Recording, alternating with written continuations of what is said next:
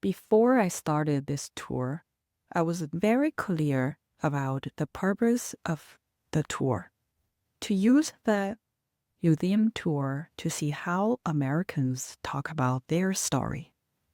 How a country talks about their story in its national museums speaks to its political mythology. What it chooses to tell and celebrate, what it quietly erases, and what it treats as a doxa, the unspoken common sense no one supposed to question. During the tour, I visited the Smithsonian National Museum of American History, the Smithsonian National Museum of Natural History, the National Archives Museum, the National Gallery of Art, and the International Spy Museum. Due to lack of time, I could only take a glimpse at each one of them. In this video, I will try my best to present the story I perceived from the exhibition producers, what the exhibition impressed me, what I think some exhibits can improve. These are personal perceptions with limited time and limited knowledge of the United States. First, the Smithsonian National Museum of American History and the National Archives Museum. I grouped the two together because it feels like the two are telling the same story. First of the first, National Museum of American History. This one gave me a culture shock. Because based on its name, National Museum of American History, I was expecting it starts with the early civilizations on the current territory of the United States, and then the history of new established civilizations since the continent was discovered by Europe. That was what I used to in the National Museum of China. It starts with the early civilizations in the Neolithic age, and then it traces each stage of evolving civilization, finally covers the history of People's Republic of China. A clear linear progression from the earliest people to the present state. I surprisingly found the first exhibit started with British Empire won the war with France, but that created a heavy financial deficit. I realized they are defining Americans' history started on 1976. I was a little confused, so I looked up on their website. It says, "We cherish our unique role as the only museum in the country dedicated to telling the full story of United States." Full story of United States, rather than the history of American. Makes more sense. But shouldn't they name it National Museum of United States of America? This is interesting. The gap between my intuition, shaped by a different cultural background, and the museum's definition for its own name revealed an unspoken value of the United States of America, which is mainstream doesn't think national American belongs to America.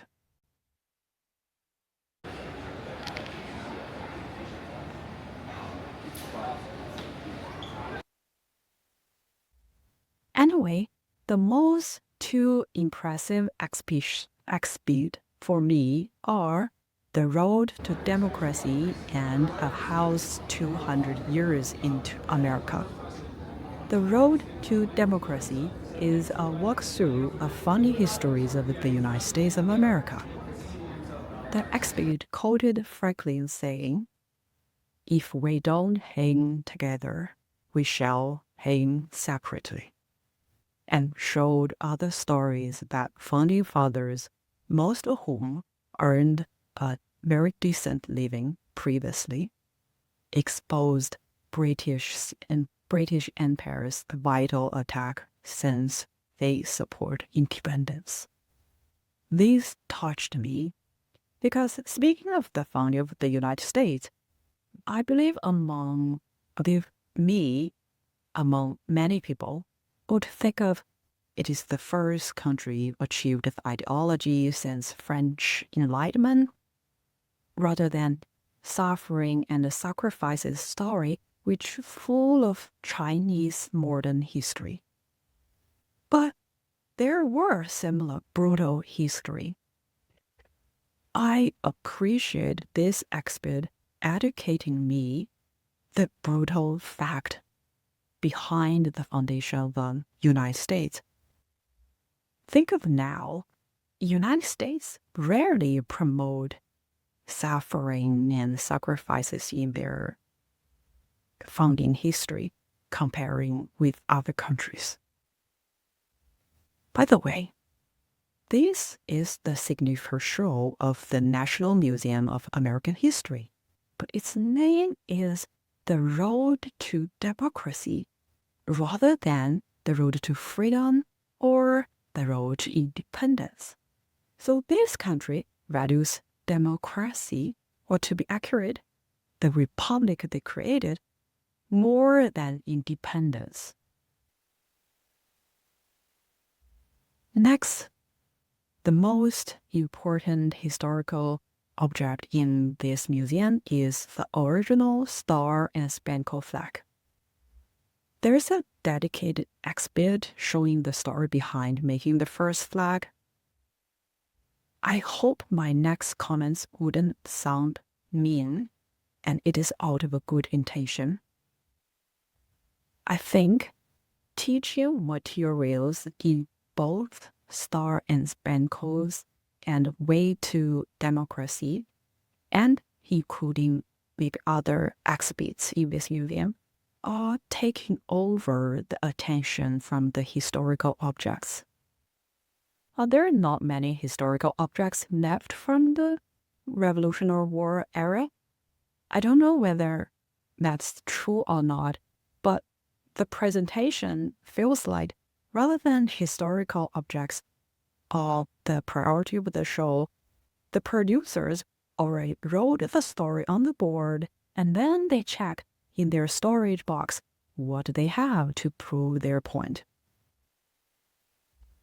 In contrast, the show I really like is A House 200 Years in America.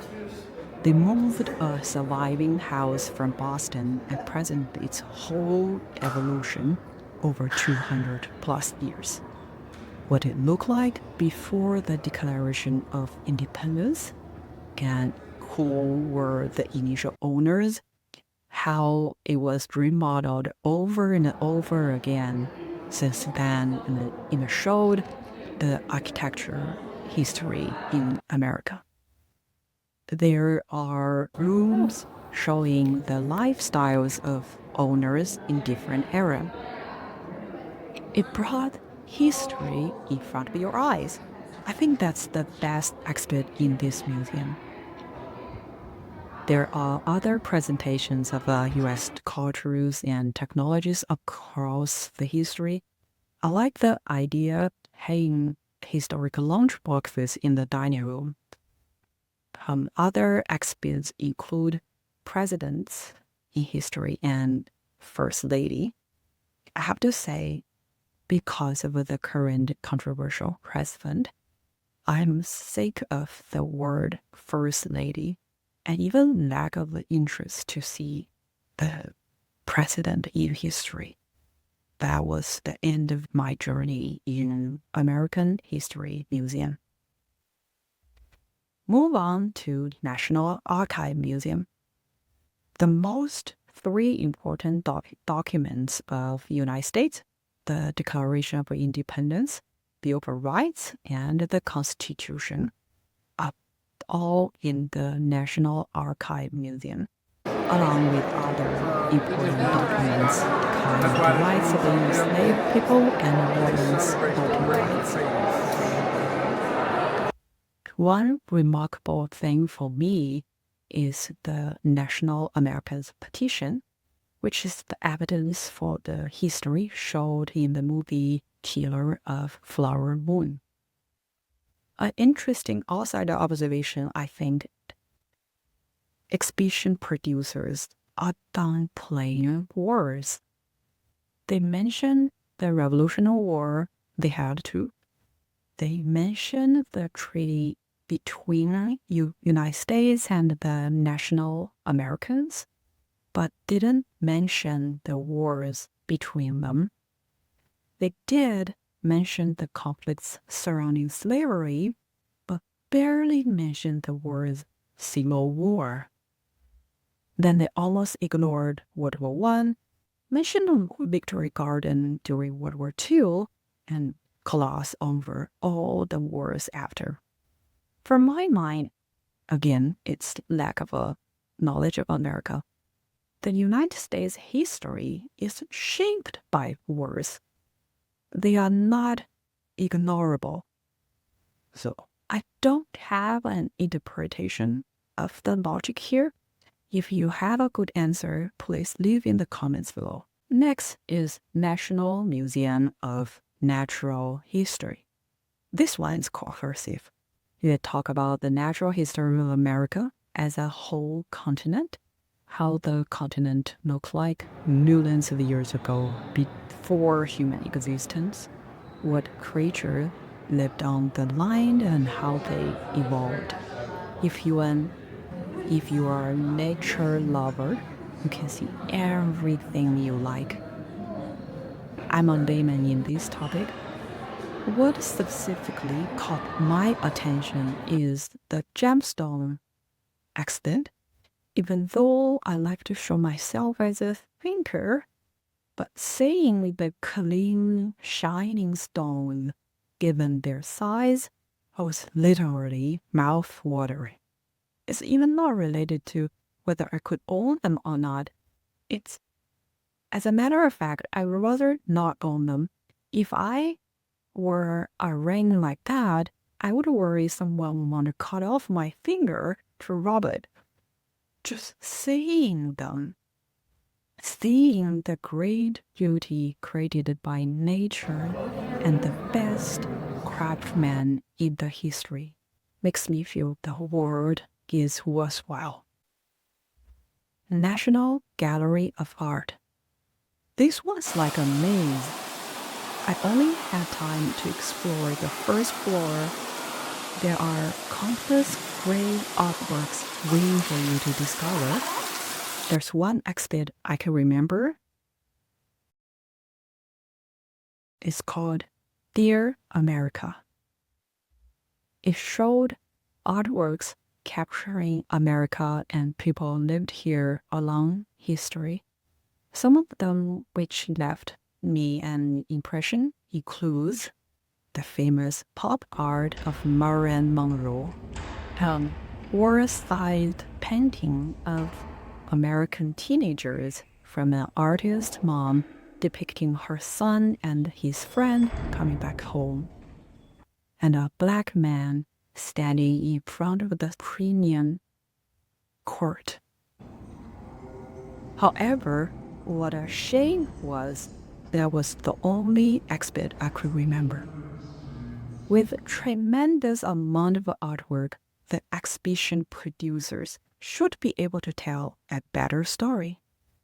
But it almost feels like they just categorize artworks, drop you as an avatar into the game. Here you go.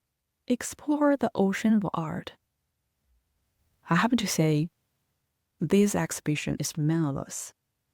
For example, in the sculpture section, they exhibit a lot of American artists' work. By the way, I can see the focus is on American artists. The producers want to differentiate American art from Western Europe, which makes sense. The sculptures are really interesting and vivid, but I couldn't remember any name of the artist after the show. As an immigrant who wanted to emerge into American culture, I have to ask, why American artists are not more memorable? Why, when people talk about Western art, they still think of European works from the Renaissance to post-modern art? They could say we audience don't have enough art training, but it's also on American museum managers, exhibition planners to put more effort in presenting and promoting American art. Next, International Spy Museum. This one also has a clear theme. My perception is the exhibition planners are trying to maintain an unbiased, sympathetic, and respectful tone towards all the spies, no matter who they worked for, either Soviet Union, China, or Japan, or whatever. The exhibition planners' precious thought showed everywhere. The first spy you would see if you follow the tour is an English female spy in World War II. She's the first female spy in military history.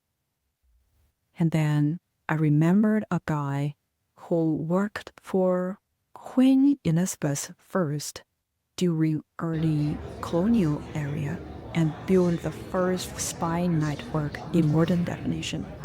I never imagined they had used spy strategically in this large scale in 16th century. They even covered Snowden's story in a non-critical, objective tone. I couldn't imagine the same tone showed up in a museum in Beijing or even any other countries. This International Spy Museum is my last stop before heading to airport, so I didn't have enough time to try their interactive spy detection games. It was also the only museum during this trip which is not free. It was about $40. For me, it's totally worthwhile. And not to mention the countless impressive spy stories and the technologies they used. I think the tour fulfilled my goal of knowing how American talks about history. There are exhibits showing our long perceived American value and also propagandas that Washington wants you to see. And also interesting informations from what they didn't show. All of them are reflections of the philosophy of United States politics. Thank you for watching. Hung there. See you in the next time.